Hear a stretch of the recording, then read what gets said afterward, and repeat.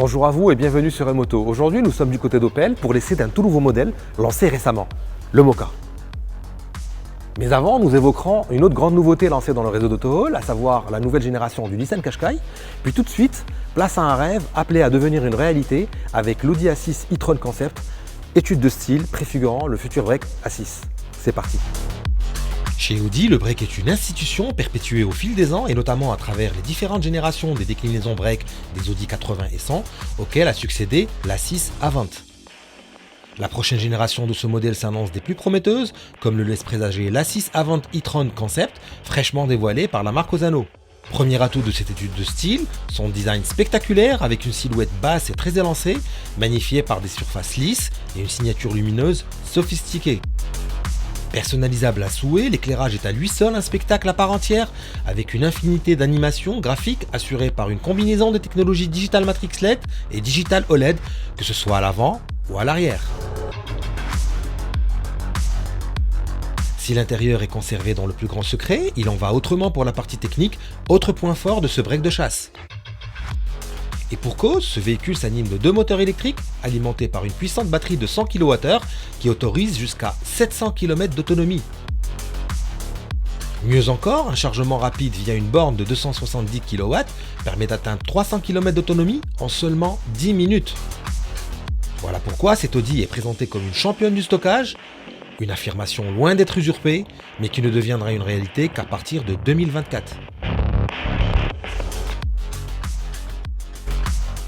Attendue depuis des mois, la nouvelle génération du Qashqai débarque enfin dans le réseau d'AutoHaul, le distributeur officiel de Nissan. Capitalisant sur le succès de ses prédécesseurs, qui se sont écoulés à plus de 5 millions d'unités dans le monde, dont plus de 33 000 au Maroc, ce Qashqai troisième du nom mise d'abord sur son design. Le coup de crayon est totalement inédit, comme le suggère le traitement de la face avant, et sa calandre en V, entourée de projecteurs à LED dessinés tout en finesse. La partie arrière est tout aussi réussie, tandis que de profil, on note quelques effets de style, dont une ceinture de caisse qui décroche joliment vers le montant de custode. Dans l'habitacle, c'est la totale refonte avec un poste de conduite redessiné et une instrumentation entièrement numérique. La qualité des matériaux ainsi que leurs assemblages en fait un bond en avant, comme le prouve à l'œil nu le revêtement en cuir qui recouvre la planche de bord.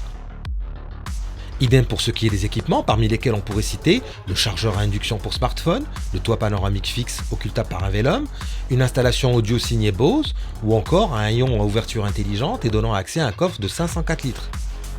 Mécaniquement, c'en est fini avec le diesel qui est définitivement abandonné par le constructeur et place à un 1,3 litre essence décliné en deux puissances, 130 chevaux avec boîte manuelle ou 150 chevaux avec boîte automatique CVT. Enfin, et selon les trois finitions disponibles, les prix débutent de 290 000 à 370 000 dirhams, mais bonne nouvelle, ils profitent actuellement d'une remise de 30 000 dirhams à l'occasion du lancement.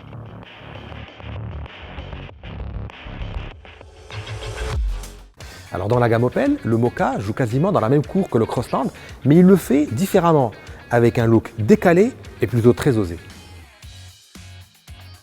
Alors l'élément stylistique phare du Mokka, c'est sa face avant qui adopte le visor. Et qu'est-ce que le visor? C'est cet élément en noir laqué qui relie les blocs de feu à la calandre. C'est beau et ça confère une forte personnalité au Mokka, surtout lorsqu'il est question d'une peinture biton qui s'étend du capot jusqu'au toit. On remarque alors que le Mokka dispose d'un joli profil qui laisse admirer une ligne de toit très travaillée et un arrière trapu. L'éclairage recourt à la technologie LED et affiche une signature lumineuse en coin, à l'avant comme à l'arrière. Enfin, malgré ses proportions compactes, dont une longueur de 4,15 m seulement, le Mokka propose quand même un coffre suffisant avec un volume de 350 litres.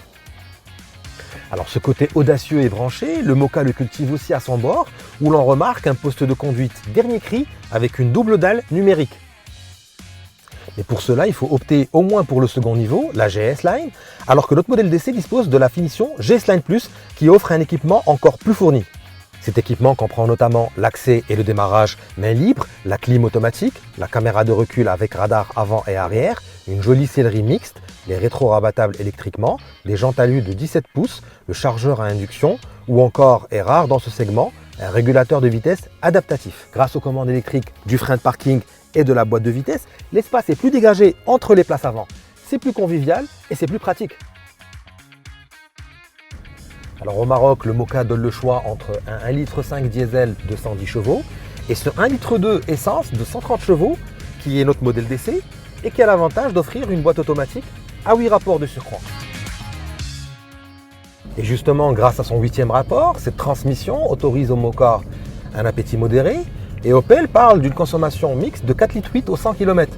C'est très correct pour un 3 cylindres essence.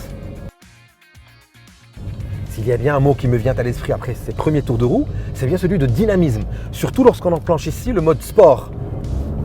Ce SUV est agile, alerte, et il montre qu'il a du caractère à chaque coup d'accélérateur. Il faut dire aussi qu'il est bien secondé par la transmission qui passe aussitôt les rapports. Grâce à la fermeté de ses suspensions et à ses roues repoussées aux 4 coins, le Moka fait preuve d'une bonne tenue de cap et plus globalement d'un comportement routier sain. Enfin, question prix, comptez 244 000 dirhams pour la finition GS Line et 254 000 dirhams pour notre modèle d'essai, équipé de la finition GS Line Plus, et qui, comme tout le reste de la gamme, est assorti d'une garantie de 3 ans. Voilà, c'en est fini pour aujourd'hui. On se retrouve dans 2 semaines sur Emoto, le rendez-vous automobile de M24.